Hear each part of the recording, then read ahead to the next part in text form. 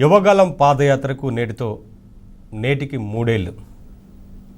యువగళం పాదయాత్ర ఆ రోజున ప్రారంభించినప్పుడు మంత్రి నారా లోకేష్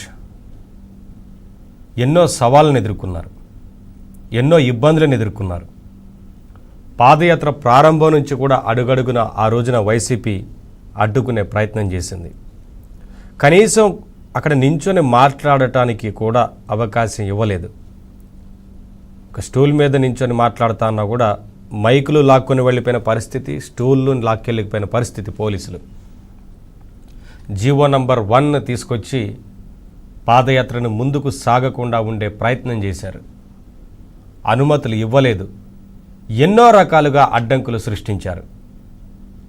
అయినా కోర్టు నుంచి అనుమతి తెచ్చుకొని ఎన్ని ఇబ్బందులు పెట్టినా ఎదుర్కొని పాదయాత్రను ముందుకు సాగించి 226 రోజులు పాదయాత్రను కొనసాగించి 3000కు పైగా కిలోమీటర్ల పాదయాత్ర కొనసాగింది.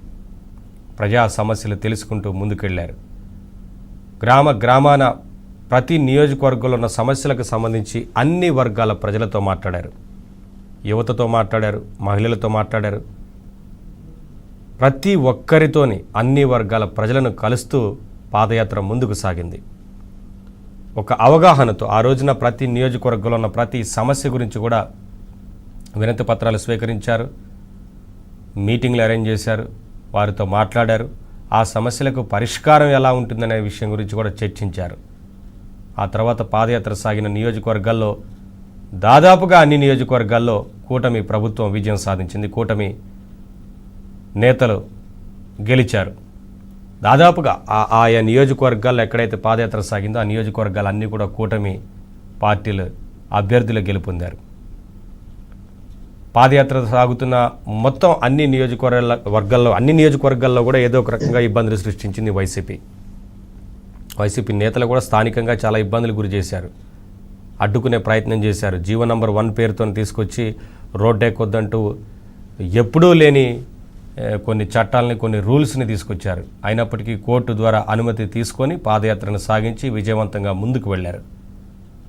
ఆ రోజునే ఈ వైసీపీ అరాచకాలు, విధ్వంస పాలన, రకరకాల అంశాల మీద గళం విప్పారు, మాట్లాడారు, ప్రశ్నించారు.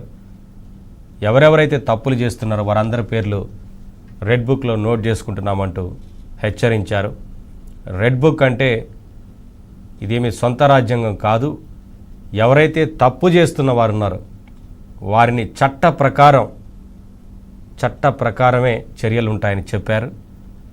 ఎంత వైసీపీ నేతలు కావాలనే ప్రజల్లోకి తప్పుడు సంకేతాలు తీసుకువెళ్లాలని ఒక రెడ్ బుక్ రాజ్యాంగం నడుస్తుందంటూ ప్రచారం చేస్తున్నా, దుష్ప్రచారం చేస్తున్నా, ఫేక్ ప్రచారానికి తెరదీసినా చాలా స్పష్టంగా రెడ్ బుక్ అంటే ఏంటి అనే విషయానికి సంబంధించి మంత్రి లోకేష్ చాలా క్లారిటీ ఇచ్చారు. రాజ్యాంగం ప్రకారం నడుచుకోవాల్సిందే ఎవరైనా. రెడ్ బుక్లో ఉన్న పేర్లు ఎవరైతే తప్పులు చేశారో వారి పేర్లు మాత్రమే ఇందులో ఉన్నాయి. వారిని కూడా చర్యల విషయంలో కూడా చట్ట ప్రకారమే ముందుకు వెళ్తాం తప్ప మరేది ఉండదు. ఇక్కడ కక్ష సాధింపు చర్యలు ఉండవంటూ లోకేష్ క్లారిటీ ఇచ్చారు. అయినప్పటికీ రెడ్ బుక్ అంశానికి సంబంధించి వైసీపీ మాట్లాడుతూనే ఉంది. మాట్లాడినా చాలా స్పష్టంగా చెప్పారు. ఇప్పటికే చట్ట ప్రకారం చర్యలు ఉంటాయి, తప్పు చేసిన వారిని వదిలిపెట్టే ప్రసక్తి లేదు. ఆ రోజున ఎవరెవరు ఏమేమి అరాచకాలు చేశారు, ఏమేమి విధ్వంసం సృష్టించారు, అవినీతికి పాల్పడ్డారు, అక్రమాలకు పాల్పడ్డారు, వాటన్నిటి మీద కూడా విచారణ అయితే కొనసాగుతూ ఉంది. వీటన్నిటికి సంబంధించి వాళ్ళ డిబేట్లో మాట్లాడదాం. డిబేట్లో పాల్గొంటున్నారు అజయ్ సజ్జా గారు, టీడీపీ